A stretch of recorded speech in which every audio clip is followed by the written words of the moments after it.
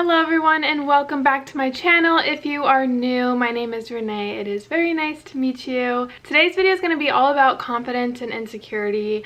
I have a series that I want to start on my channel for the month of January where every single Wednesday I post a sit-down video like this one where I kind of dive into the research of my resolutions because I feel like they'll be beneficial to everyone, and there are a lot of like aha moments that I've come across in like books and just through my research and stuff. I have a resolution to kind of just be more authentically myself this year without apologizing or feeling insecure about who I am. Just feel more confident being myself and not having to apologize or feel the need to apologize for doing anything that is just uniquely me. And if people don't like it, they can kind of just F off. I want that mentality going into 2020 because I'm sick of letting my mind kind of manipulate and control my situation with other people around me. So I dove into some research. I read a few books. Let me go get the book real quick. The book is called How to Be Yourself by Alec Hendrickson. A lot of the information that I'm going to be sharing with you in this video is from this book. Highly recommend if you have any insecurities or confidence issues,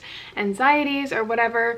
I will leave it linked down below. It is a game changer. A lot of the stuff that I'm going to be mentioning comes from this book. So let's go ahead and dive into these 7 ways to kind of gain some confidence and lessen your insecurities. The first thing on my list is to remember that you set the tone. You have to fake it till you are it. Confidence doesn't just come up like that. Like, you don't just wake up one day and you have more confidence than the others. That's not how it works. It works kind of like the relationship between motivation and action. People just think, oh, I can motivate myself to go take action. It's actually the opposite. You take action, and the more you take action, the more motivation that you have to take further action. So motivation is like the second part of doing things. Action is number 1, motivation is first. So that's kind of the same with confidence. What she explains is that the more that you push yourself to do the things that you are not confident in, that's when confidence comes. Because 1, you're probably like conquering a fear.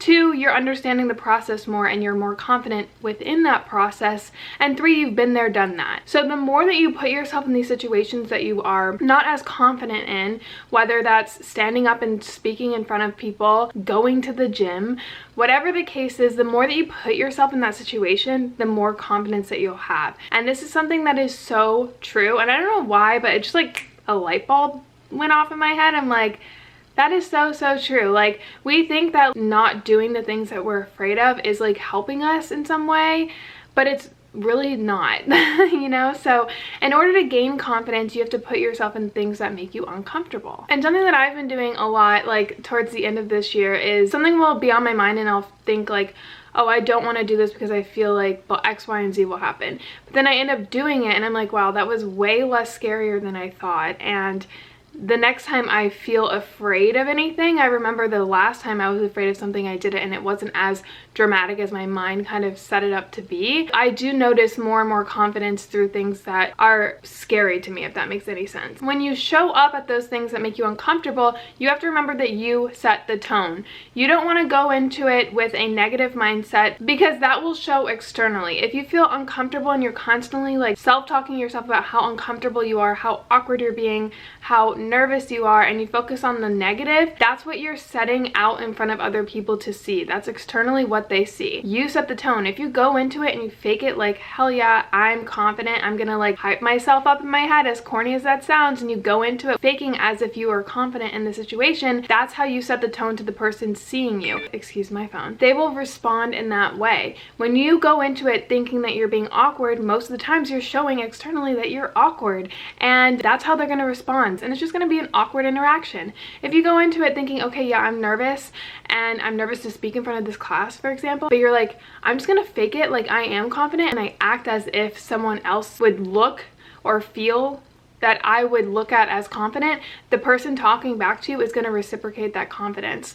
So remember that you set the tone. Whatever you show in front of people, that's what they're going to reciprocate back to you. So try your best to fake it until you are it. Eventually, like, that's who you'll end up being, and you'll be more confident and less shy and less awkward because you've practiced it multiple times, and you gain confidence through putting yourself in those uncomfortable situations but acting as if you already are comfortable.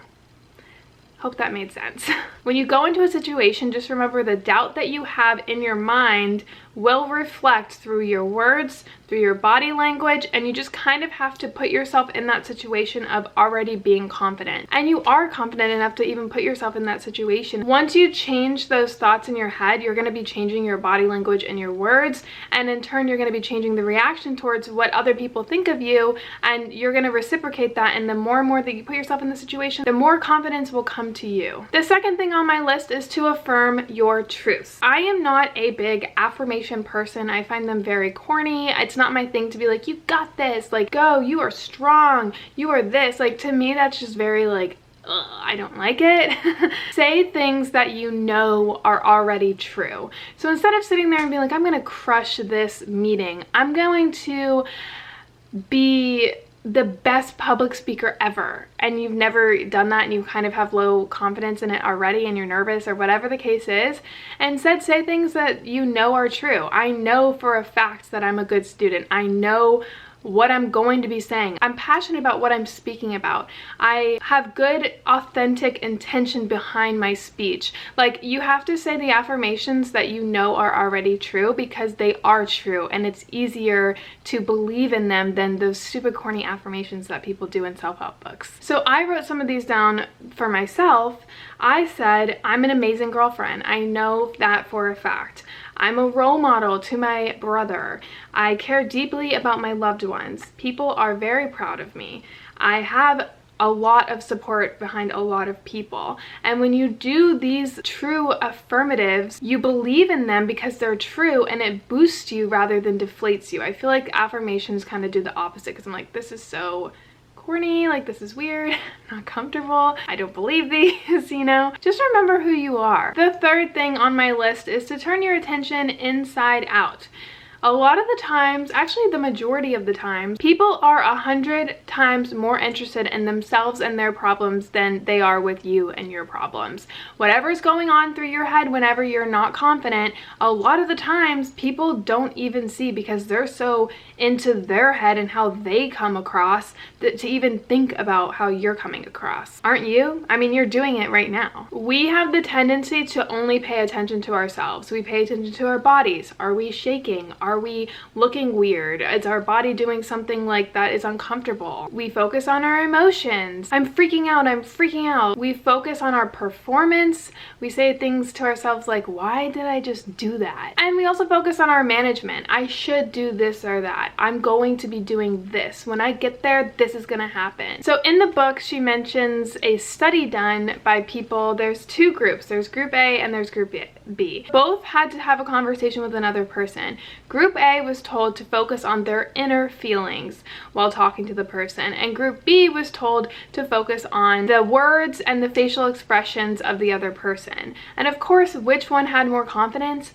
Obviously group B did, because they're focused on something other than what is happening on the inside of their body. So try it out next time. Next time you talk to someone, have one person that you talk to really focus on how you're feeling internally. When you talk to another person, focus on their facial expressions and their words, and see which one you have more confidence with. The fourth thing on my list is to become bored with your fear. So this is actually one that I got not just from this book, but I also got from David Goggins' book, Can't Hurt Me. I'll link that down below too if you guys want.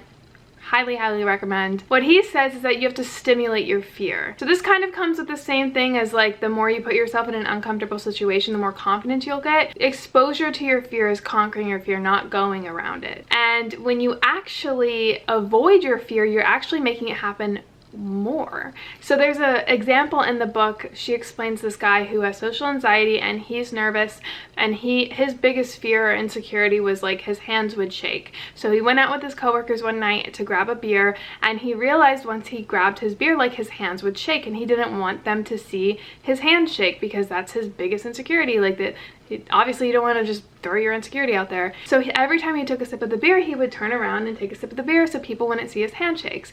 And his coworkers were like, why do you always turn around when you take a sip of the beer? And he, like, not knowingly drew more attention to himself because he did something trying to avoid his fear. If he just took the sip of the beer and his hands were shaking, I'm pretty sure his co-workers wouldn't have even noticed. So the more that you like take yourself out of your fear, you feel like you're taking yourself away from your fear and you're going around it, the more I feel like that fear is going to be brought up. So David Goggins says, what scares the shit out of you? And you have to simulate it. So for example, in his book, he was afraid of this road. He one time had like racial slurs thrown at him, and these guys like follow him when he was going on a run through this road.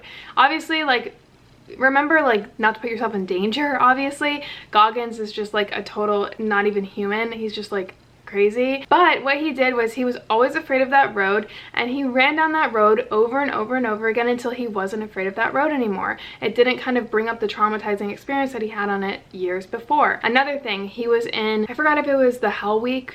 No, he was going on a, there was a race that was in the heat in the desert. It's called the Heat 100, I think. And his biggest fear was like the heat from that race. So he would run with like 4 pounds of clothes on because he wanted to get used to the feeling of that heat and overheating feeling, so that once he's in the race, he already knows what it feels like and he's not as afraid anymore because he's conquered it before. There's also some other things to do I read in this book that I want to share with you guys, especially if you have social anxiety. So there's this one guy who's afraid of blushing. I guess he like blushes a lot. So what he did was he would exercise really hard, and he would get a pounding heart, sweatiness, shortness of breath, and of course like his face would turn red. All of those things come with a lot of fears and people with social anxiety. So he would do that, and then he would go through a store and get comfortable with the feeling of having all of these feelings and having people be around him. So he got through it, and he's comfortable and knowing that he's been there before and he's overcome it already. So he's not